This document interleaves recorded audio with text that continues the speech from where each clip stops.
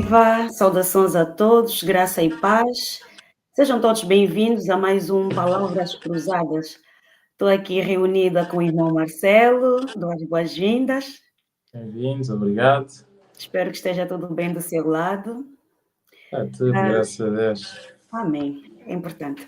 Na verdade, a lição só-me familiar porque quando falamos do santuário, quando falamos de Sião, remete logo ao Velho Testamento e a experiência toda que o povo de Israel passou. Então, não vai ser muito novidade de tudo aquilo que nós vamos falar hoje.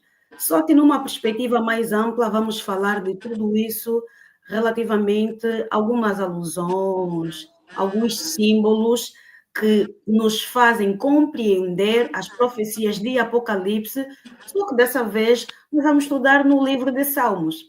Para quem lê o livro de Salmos, irmão Marcelo, pensa que o Salmos é meramente um livro de poesias, um livro de angústias, um livro de ânimo, de alegria, mas afinal de contas, a lição vem nos mostrar que vai para além disso. O livro de Salmos revela um pouco daquilo que também nos trata a compreensão dos livros proféticos, nessa lição, concretamente, o livro de Apocalipse. Antes de focarmos naquilo que são os subtemas que estão envolvidos, eu vou convidar o irmão Marcelo para fazer a leitura do verso áureo da lição e também o tema, claro. Então, vamos, nesta série de duas lições, né, como disseste bem, que vamos falar um bocadinho sobre os Salmos. Esta é a parte 1 e na semana seguinte, na próxima semana, falaremos então sobre a parte 2. Então, o verso áureo encontra-se em Apocalipse 14:1. Diz o seguinte: E olhei, e eis que estava o Cordeiro sobre o monte de Sião, e com ele 144.000 que nas suas testas tinham escrito o nome dele e do seu pai. Portanto, o autor é um bocadinho aqui, arrisca um bocadinho quando coloca um verso áureo tão polémico, né, como este, né? Mas quando estudamos a fundo percebemos que há verdades interessantes, né, no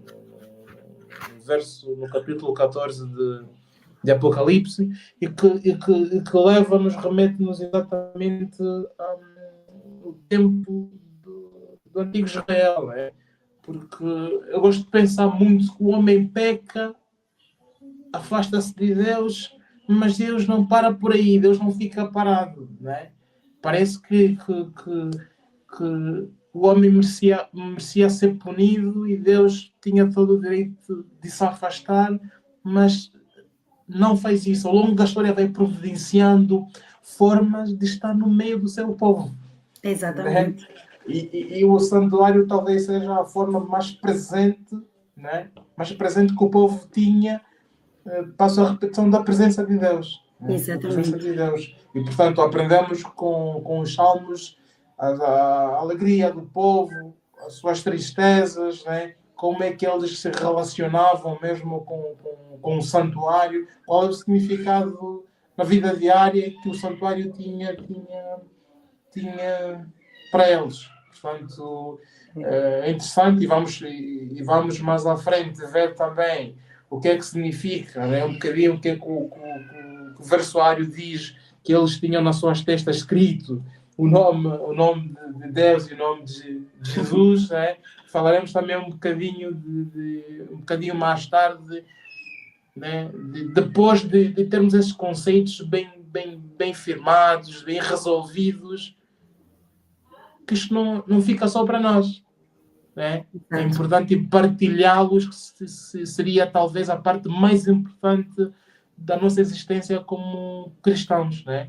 É partilhar essa esperança, partilhar essas verdades com aqueles que não a possuem. É verdade. E se olharmos na lição, desde a primeira lição de sábado até a lição de sexta-feira, nós vamos observar que, de uma forma resumida, a lição vem nos falar do povo remanescente.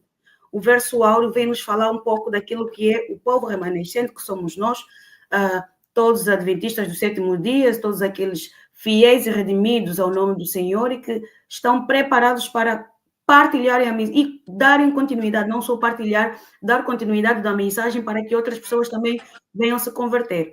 O que me chama aqui a atenção é o lindo relacionamento que a lição trata. Primeiro, fazendo uma abordagem do povo remanescente, depois, vem nos apresentar o sumo sacerdote, o nosso amado Jesus Cristo, em duas perspectivas. Vem apresentar o sumo sacerdote num santuário da terra e num santuário celestial. E depois nós vamos ver mais para frente o Monte de Sião, apresentando o Monte de Sião não como simplesmente um monte em que o povo de Israel ia para lá e adorava, mas como um Monte de Sião celeste, que faz referência aqui no versículo 1 do capítulo 14. E, consecutivamente, vamos aprender a lei de Deus, aquilo que o Senhor nos pede para fazer. Na verdade, uma vez que somos chamados em redenção para sermos filhos, automaticamente nós acabamos por guardar a lei do Senhor em nossos corações. E a lição vai nos dizer, essa lei não é uma lei que deve simplesmente ficar guardada conosco, como o irmão Marcelo disse, é uma lei que deve ser partilhada. Se nós olharmos na lição de sábado, não de domingo, a lição de sábado, que vem nos fazer a breve apresentação sobre tudo aquilo que nós somos, nesse caso nós adventistas do sétimo dia, o povo remanescente, tem como missão e vai fazer um relacionamento daquilo que é a história. Irmão Marcelo, deixa-me dar aqui uma pausa e falar de algo muito importante. Força, força. Eu olho para o chamado de Moisés. Estou a pular a lição de sábado, isso me chamou muita atenção. Eu olho para o chamado de Moisés, quando o Senhor lhe apresentou as leis e ele correspondeu a esse grande chamado, eu olho para uma grande responsabilidade que vinha para Moisés. Ele não só carregava a lei, mas também tinha a responsabilidade de incentivar com que o mesmo povo cumprisse.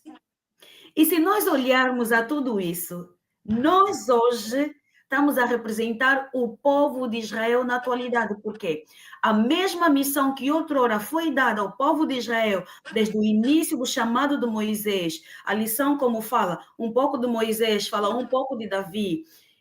Se nós olharmos para essa ligação e o cumprimento de tudo isso, vamos ver que nós não ficamos aquém, não ficamos de fora. O que nós, o povo remanescente, está aqui a fazer, na verdade, é dar continuidade a essa aliança que o Senhor estabeleceu no Monte Sinai com Moisés. Bem, e aqui mesmo na lição introdutória do sábado, aqui um trecho que diz o seguinte: devemos ser a luz para as nações, um último apelo misericordioso a todos os povos, para que adorem e obedeçam ao seu Criador. Portanto, é uma responsabilidade enormíssima que cada um de nós carrega, né? Nós vimos a igreja sábado após sábado e às vezes parece que aquilo é o fim em si, a igreja é um fim em si mesmo, mas não, a igreja é um caminho, é um princípio, digamos, né? Portanto, o nosso fim não é a igreja, o nosso fim é essas pessoas, é esse povo que necessita, entretanto, deste último apelo, né? Portanto, carregamos uma grande responsabilidade, né? E, na verdade, se olharmos ao nosso redor, percebemos que as coisas, né, descritas por Jesus em Mateus 24, né, vão acontecendo à velocidade da luz, digamos, né? Parece que cada dia uma nação levanta-se contra a outra, cada dia há conflitos a levantarem-se e se nós não tivéssemos sido advertidos, talvez andaríamos, digamos, muito ansiosos, né? Incertos, porque o futuro tem se tornado a cada dia mais incerto, né? Mas pela graça de Deus fomos advertidos, né? Como já disse, temos essa responsabilidade de partilhar então essa esperança com aqueles que não a possuem. E falaste também, Moisés, né, que teve de levar os 10 mandamentos. É interessante que há algumas verdades que nós, às vezes, que nós sabemos, mas parece que estão adormecidas aí, né, no nosso subconsciente. Quando voltamos a lê-las, parece que ganham mais vida. E a lição desta semana, o autor vem dizer que, na verdade, Moisés não estava a carregar simplesmente os mandamentos, estava a carregar o caráter de Deus. Imagina que tamanha responsabilidade, né? Carregar, na verdade, o caráter de Deus e partilhá-lo com o povo todo, né? É verdade. E o que me chama a lição vem dizer: quando o Senhor manifestou-se a Moisés e pediu que ele construísse o tabernáculo, deu exatamente as características daquilo que o tabernáculo deveria ter.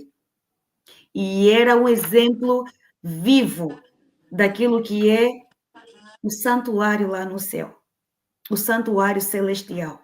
Cada peça, cada instrumento que foi utilizado tinha um significado espiritual muito importante.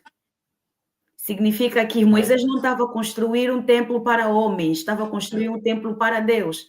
Sendo que estava a construir um templo para Deus, ele tinha exatamente que obedecer todas as instruções que Deus o estava a apresentar. E se nós olharmos na lição de domingo, nesse caso que fala sobre o sumo sacerdote, vem nos falar do livro de Hebreus, capítulo 9.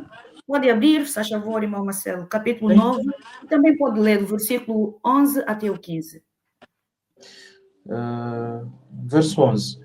Mas vindo Cristo, o sumo sacerdote dos bens futuros, por um maior e mais perfeito tabernáculo não foi feito por mãos, isto é, não desta criação, nem por sangue de bodes e bezerros, mas por seu próprio sangue entrou uma vez no santuário, havendo efetuado uma eterna redenção. 13. Porque se o sangue dos touros e bodes e a cinza de uma novilha esparzida sobre os imundos os santificam, quanto à purificação da carne, quanto mais o sangue de Cristo, que pelo Espírito Eterno se ofereceu a si mesmo, imaculado a Deus, purificará a vossa consciência das obras mortas para servirdes ao Deus vivo. E por isso é mediador de um novo testamento, para que, intervindo a morte para a remissão das transgressões que havia debaixo do primeiro testamento, os chamados recebam a promessa da herança eterna. Né? Estes versículos são tremendos, né? E que, na verdade, há muita gente, não sei se é pela cultura, se é pelas tradições, que acreditam cegamente que o Velho Testamento foi abolido. Né? Se calhar há uma ligeira verdade no meio disso tudo, mas que não corresponde, ou seja, a verdade global do que realmente querem dizer. Mas, na verdade, o que foi abolido não foi o Velho Testamento, mas eram algumas coisas que apontavam para Cristo. Ou seja, a quando da vinda de Cristo essas coisas deixaram de fazer sentido. É verdade. E se Portanto, nós olharmos... sim. Desculpa, pode falar. Não, força. Se nós olharmos para o livro de Hebreus, né, esse testemunho que Paulo deu de quem realmente é Jesus Cristo, o grande intercessor, e apresentando daquilo de quem ele é, daquilo que ele foi outrora no Antigo Testamento. No Antigo Testamento nós encontramos a transfiguração daquilo que é e daquilo que deveria ser o Jesus Cristo quando realmente subisse e fosse o nosso sumo sacerdote celestial. E Moisés descreve muito bem, quando nós olhamos para o livro de Êxodo, tudo aquilo que eles faziam de sacrifício.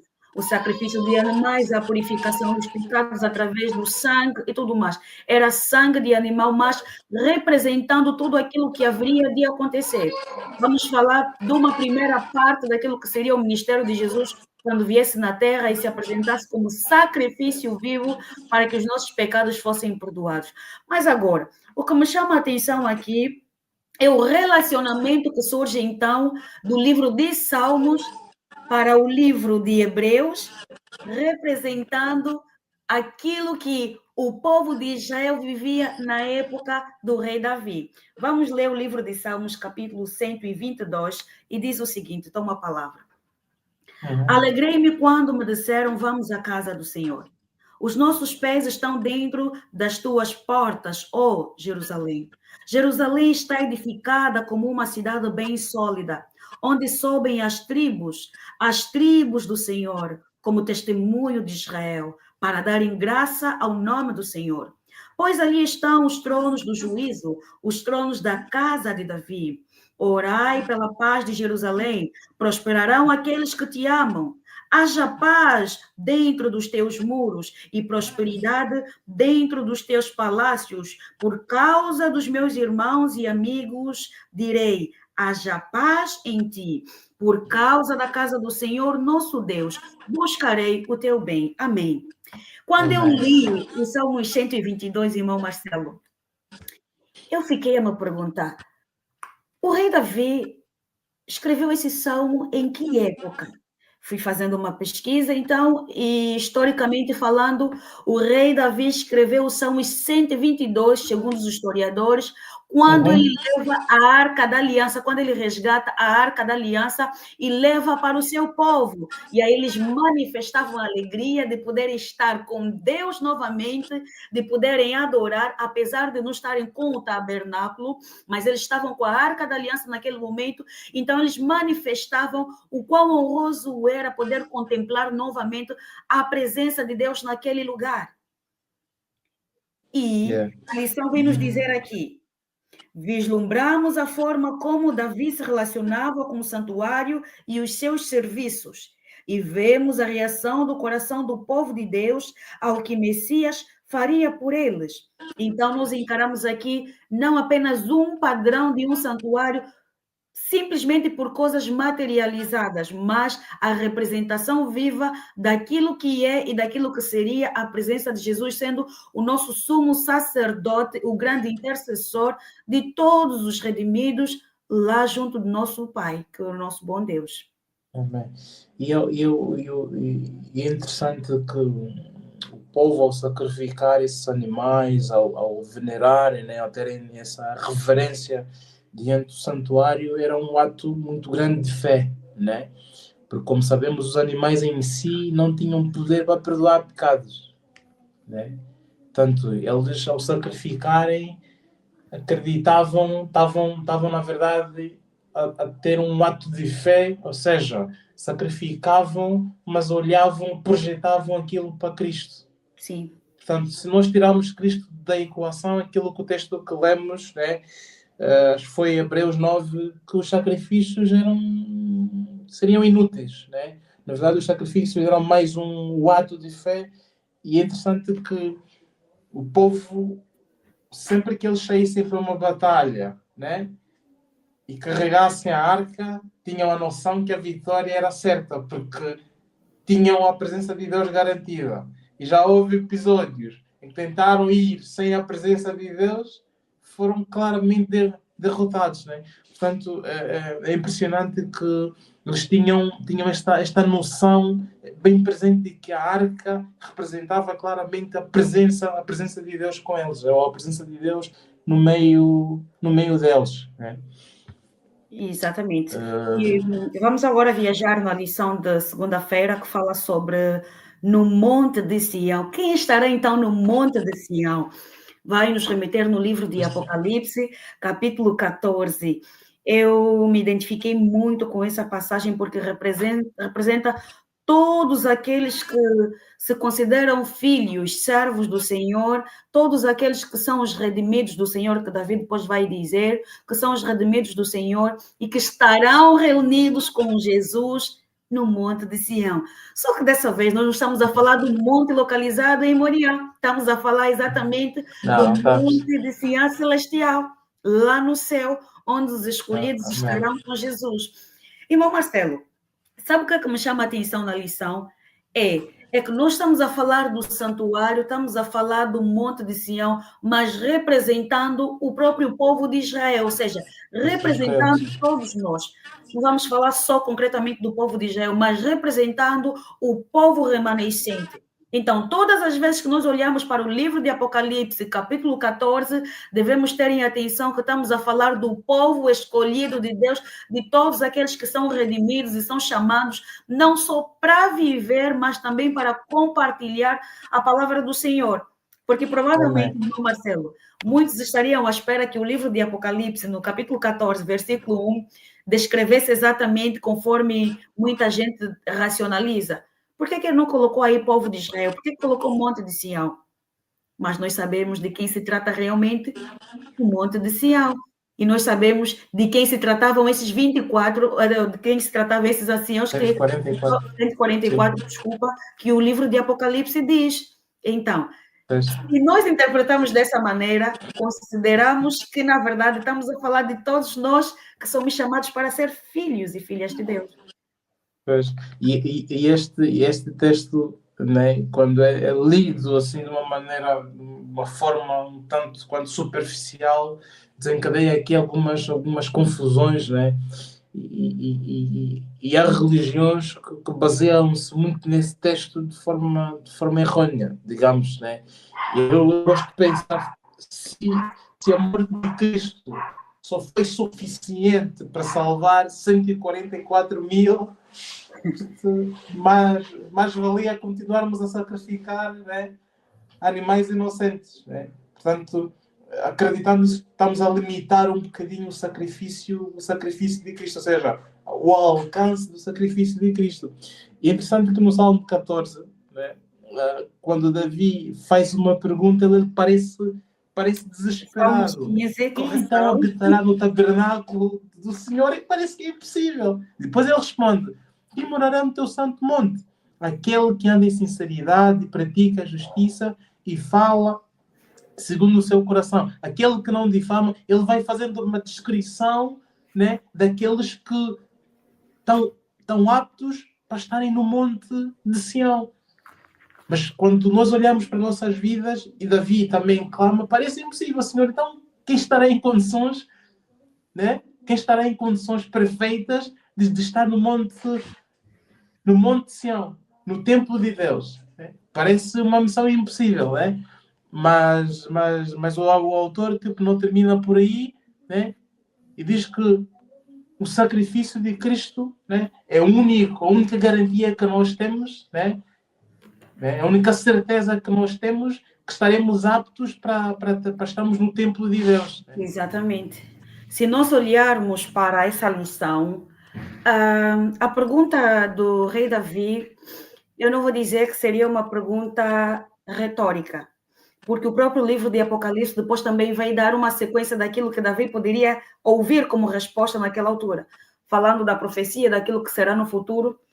O rei Davi descreveu as características que deveriam ter o povo de Deus ou todos aqueles que deveriam entrar no tabernáculo. E se nós olharmos para o nosso comportamento, daquilo que tem sido a nossa atitude, se dependesse simplesmente daquilo que a gente faz, daquilo que a gente vive, amados, era impossível. Ninguém entraria no santuário. Por isso é que Davi ele está assustado e preocupado, né? Exatamente. Por isso é que ele nos apresenta o Cristo. Se não fosse pelo sacrifício de Jesus, ninguém teria essa oportunidade de entrar no santuário. Ninguém teria essa oportunidade de subir aos céus. Significa que todos nós estamos em pé de igualdade. Aqui ninguém é maior ou menor do que o outro. Todos nós temos a mesma responsabilidade e seremos avaliados segundo o caráter de Cristo refletido em nós. E me chama aqui a atenção o livro de Apocalipse, no capítulo 15, né? 14, desculpa, versículo 4, faz referência sobre os redimidos, que é a descrição que o rei Davi vai fazer no Salmo 15, que acabamos de ler. Vem dizer aqui sobre as pessoas que vão entrar. Diz assim, vou começar do 4, capítulo 14, versículo 4, vou ler até o 5. Estes são os que não estão contaminados com mulheres porque são virgens. Estes são os que seguem o Cordeiro para onde quer que vá. Estes são os que de entre os homens foram comprados como primícias para Deus e para o Cordeiro. E na sua boca não se achou engano, porque são irrepreensíveis diante do trono de Deus. Quem são esses? Estamos a falar dos anciãos selecionados para poderem fazer parte da ancião celestial. Isso mesmo. E aqui é interessante perceber que, como tu disseste, o que faz a diferença é importante lutarmos, é importante termos a responsabilidade de que carregamos um nome, né? de que fazemos parte de um grande conflito, mas a ausência de atos, a ausência aparente de atos pecaminosos na nossa vida não nos faz mais especiais do que os outros, né? E João, é interessante que João, 1 de João, vou lê-lo, 1 de João 1,8 diz o seguinte: se dissermos que não temos pecado, enganamos-nos a nós mesmos e não há verdade em nós. Portanto, como tu disseste muito bem, né? Às vezes na igreja, infelizmente,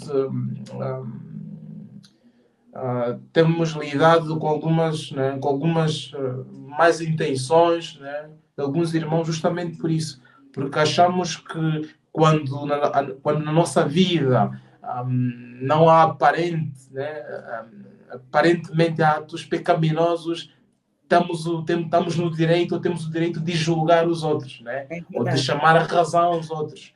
Mas muito pelo contrário. João vem dizer que ninguém está a salvo. Ok? E há um livro que não me lembro, não me recordo agora, que todos pecamos e todos estamos destituídos da glória de Deus. Ou seja, todos carecem, né, desta salvação que vem única, exclusivamente pelo nome do Cordeiro de Deus, né? Portanto, Exatamente. mais uma vez aqui, que cada um de nós, lá está, trazendo o que nós estudamos na lição passada, Isaías, né? Que quando é levado ao céu, parece que entra em choque e percebe que era nada, era falho, né? Parece que ai de mim que vou perecendo, né? Por isso, se calhar aí o primeiro passo é reconhecer a nossa indignidade e aceitar a salvação, ou seja, o sacrifício feito por Cristo para cada um de nós. Só assim que estaremos em condições de estarmos na presença de Deus no seu santuário, né? É verdade. Bem, vamos agora na lição da terça-feira, que fala sobre a lei no nosso coração. Eu gosto sempre da passagem onde Paulo diz: guardei a tua palavra no meu coração para eu não pecar contra ti. Então, É uma exatamente. recomendação tremenda que nos é feita. E o Salmos 119, versículo 55, nos faz a mesma recomendação, porque nós sabemos que o que contamina a vida de um cristão e de quem considera filho não é o que entra, mas sim o que sai. Mas o que sai da onde? Do coração. Mas as coisas que descem ao coração antes passam onde? No processo daquilo que pensamos. A nossa grande batalha está aqui na nossa mente, onde nós passamos por um processo de tentação, de frustração. E o que é que vem acontecer? É uma recomendação que nos vem dar. Como é que eu vou conseguir identificar que eu, Joana, na verdade, sou ou faço parte do remanescente de Deus, ou faço parte dos redimidos? Se eu guardar a lei do Senhor em meu coração. Só que, irmão Marcelo, há pessoas que aqui guardar a lei no coração podem interpretar de uma forma errada. Se nós olharmos para os escribas e os fariseus que tinham o domínio da lei toda, eles guardavam a lei no coração, eles tinham conhecimento de 1 a 2, do princípio ao fim, de como é que era caracterizado toda a lei mosaica. Eles tinham conhecimento de tudo isso, tinham conhecimento de quem era Deus para as suas vidas. Mas a recomendação que nos é dada aqui sobre guardar a lei de Deus em nosso coração é vivê-la, praticá-la. Essa palavra precisa refletir daquilo que nós somos. E aqui um parágrafo muito importante que fala sobre a nossa aparência, a imagem que as pessoas, ou o nome que as pessoas nos atribuem, a característica que as pessoas nos atribuem, por carregar um nome. Naquela altura, eles consideravam que o nome que a gente carrega significa muito de quem nós somos. Mas se nós olharmos, não é a realidade que devemos atribuir hoje.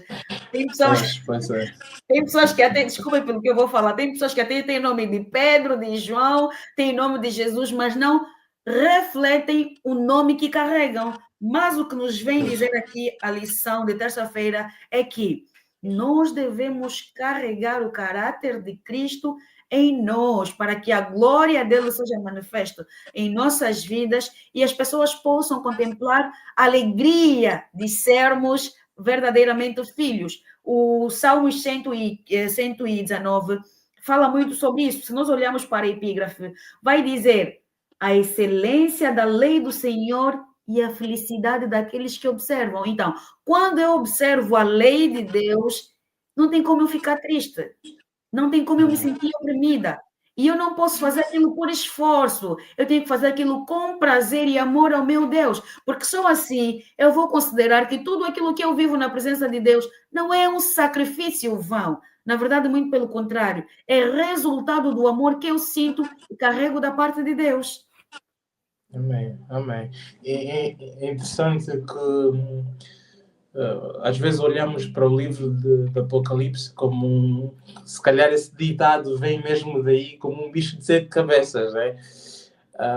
Mas é maravilhoso, é impressionante que a Bíblia explica-se, né? Explica-se e tem todos os caminhos para chegarmos a uma compreensão sólida. E esta lição fala um bocadinho mesmo disso, no verso 1, né? E eu olhei eis que estava o Cordeiro, Apocalipse 1, e eu olhei eis que estava o Cordeiro sobre o Monte Sião, e com ele 144.000, que em sua testa tinham escrito o nome dele e do seu pai. Para uma leitura árida, superficial, o que é que isso significa? Será que são pessoas que vão ter escrito aqui nome de Deus, Jesus? O que é que significa? Qual é a mensagem que João está a tentar passar? Porque isto é importante, né? Que no fim dos tempos, não sei se vamos ter que andar aqui. Irmão Marcelo, sabe o que é que eu penso? Sim. Quando eu li esse versículo, sabe o que é que me veio em mente? Veio exatamente a questão da besta, a marca da besta. As pessoas têm uma interpretação errada sobre aquilo que será a marca da besta, pensando que realmente nos vão colocar um chip e teremos aqui estampado na testa o número da besta 666. Mas, na verdade, a verdadeira interpretação que nós devemos de ter, tanto quanto a marca da besta, tanto quanto a inscrição do nome de Deus e de seu Filho nas nossas testas, não é de uma forma literal, física, literal, sim, obrigada, mas sim daquilo que nós carregamos em nossas mentes, é a revelação do caráter em nossas mentes e em nosso coração. E as pessoas pensam o contrário. Amém. Aqui diz o seguinte, no primeiro parágrafo, né, que diz que o remanescente reunido em Sião tem um nome gravado na testa, o nome do Pai e do Cordeiro. Né? É duvidoso que se trate de dois nomes diferentes, porque Jesus é a própria imagem do Pai. Nas Escrituras, um nome significa mais do que um rótulo pelo qual as pessoas se dirigem umas às outras. Representa o caráter. E vai dizer aqui mais adiante que este carregar o nome, né? Na verdade estamos a carregar o caráter, estamos a representar o caráter de Deus, o caráter de Cristo. Sim. E é isto que vai fazer diferença no fim dos tempos, né? Não é um nome gravado ou estampado nas nossas testas, mas sim o caráter de Cristo refletido, como tu disseste, refletido nas nossas vidas, né? E contrariamente, a marca da besta será tudo que se opõe ao caráter de Deus, né? Exatamente. Vamos agora viajar na lição da quarta-feira, que fala sobre o Salmo 5. Por que é que o Salmo 5 é tão importante assim para os escolhidos do Senhor, ou para o povo remanescente? Por que é tão importante para nós estudar essa lição e compreender o que ela nos apresenta? O Salmo 5 foi escrito por rei Davi, e a história vai dizer que, provavelmente, esse salmo foi escrito na altura em que o rei Davi estava a ser perseguido por Saul e precisava se esconder. Então, ele vem apresentar aqui o seu pedido de socorro e manifestar para que Deus... Exatamente. E pedindo então a Deus, porque Deus sabia quem eram os seus e quem não era, quem eram os seus perseguidores e quem não eram. Então, ele vem manifestar aqui o que esperava da parte de Deus. E ele diz assim, ele pede, dá ouvidos às minhas palavras, ó Senhor, atenda a minha meditação. É um grito de socorro de alguém que queria que Deus ouvisse a sua voz. Mas o que a lição nos vem dizer aqui, nesta obra, Davi estabelece um forte contraste entre os que estão perdidos e os que foram redimidos. E ainda nos pede, compare este salmo com a linguagem de Apocalipse 14, de 1 a 12. Que semelhanças encontra e como ajuda isto a compreender o que significa fazer parte do movimento de Deus nos últimos dias, ou parte do movimento remanescente de Deus nos últimos dias. É que é impressionante que o verso depois de Davi clamar, né, no Salmo 5, e o verso 11 diz o seguinte: alegrem-se todos os que confiam em ti, exultem eternamente porquanto tu os defendes, e em ti se gloriem os que amam o teu nome. Mais uma vez o nome de Deus, né? O caráter de Deus. Exato. Pois tu, Senhor, abençoarás o justo, circundá-lo-ás da tua benevolência como de um escudo. Ou seja, nos últimos dias só mesmo o escudo de Deus, né, é que nos salvará. E a Bíblia diz que se estes tempos finais não fossem abreviados, né, se calhar ninguém se salvaria. E mais uma vez Davi, né, eleva o seu clamor a Deus e no fim reconhece que devemos confiar em Deus. E mais uma vez, o grande paralelo é, né, talvez aqui, né, o nome de Deus, o carregar o nome de Deus, né, que diz aqui: porque tu, Senhor, abençoarás o justo e circundá-lo-ás de benevolência como de um escudo. Portanto, o grande paralelo assim que posso encontrar entre Apocalipse e esse Salmo é mesmo os que carregarão o caráter, o nome de Deus, né, nos últimos momentos da história, né, Exatamente. porque aí intensificar-se-á, né, de que maneira o grande conflito, né? Exatamente. Não sei se é... E algo também que me chamou a atenção aqui na lição, no Salmos, né, no Salmos 5, é o facto de o rei Davi fazer referência sobre que Deus não habita onde há maldade. Quando o Senhor pediu que Moisés criasse o tabernáculo para que ele pudesse habitar no meio do povo, e ele seria o Deus do povo de Israel, e Israel seria o seu povo. Quando Deus pediu que fizessem isso, não foi no sentido de que ele estaria lá a habitar e a maldade também estaria lá com eles. Porque se fosse o caso, em todas as vezes que o povo de Israel desobedeceu a Deus, em momento algum o Senhor teria se afastado deles e permitiria que todas as maldades e todas as intenções maléficas dos seus inimigos prevalecessem sobre eles. Não teria acontecido isso. Então, Davi vem nos fazer entender que, na verdade, há uma separação entre a maldade e a coisa que é santa. E ele nos faz compreender, da mesma forma que no santuário terrestre a maldade não se fazia presente, no santuário celestial a maldade também não se fará presente. Logo, há uma grande separação entre aqueles que são perdidos e aqueles que foram redimidos. Mas essa redenção, mais uma vez, nos vem alertar. Não uma redenção que vem por nós mesmos. Na verdade, é uma redenção que exige santidade da nossa parte, purificação da nossa parte, mas algo que não vem de nós. É algo que vem por Cristo Jesus em nossas vidas. Se nós continuarmos a alimentar o nosso ego, que as nossas boas obras, as nossas ações, tudo que a gente move de 100% no todo fará com que a gente, ou todos nós, faremos parte do povo remanescente, vamos nos desviar do verdadeiro propósito que o Senhor nos chama para ser e para fazer. Amém. E aqui diz também o seguinte, que eles não conquistaram este direito, eles concedido pelo facto de o Cordeiro de Deus, o justo Filho de Deus, estar ali com eles. Exatamente. Ou seja, é algo que foi acreditado de borla, né? Digamos, de graça, né? Justamente pelas muitas misericórdias de Deus. E aqui é algo fundamental que cada um de nós deve ter em mente, que a luta neste grande conflito não é contra o pecador, é contra o pecado. Exatamente. Okay? É contra o pecado. Portanto, às vezes pensamos que estamos aqui a lutar contra os nossos irmãos, não, né? E Paulo vai dizer que a nossa luta não é contra carne e sangue, né? Nossa luta é muito superior, portanto a nossa luta é contra o pecado, e Deus ama muito o pecador. Portanto, mais uma vez, conseguiremos vencer o pecado pelos méritos de Cristo, né? Esta é uma garantia, é uma certeza que Deus dá a cada um de nós, né? Acho que estamos a ficar mesmo sem tempo, né? Mas vamos Temos que correr aproveitar rapidamente, resumir a última lição, que senão...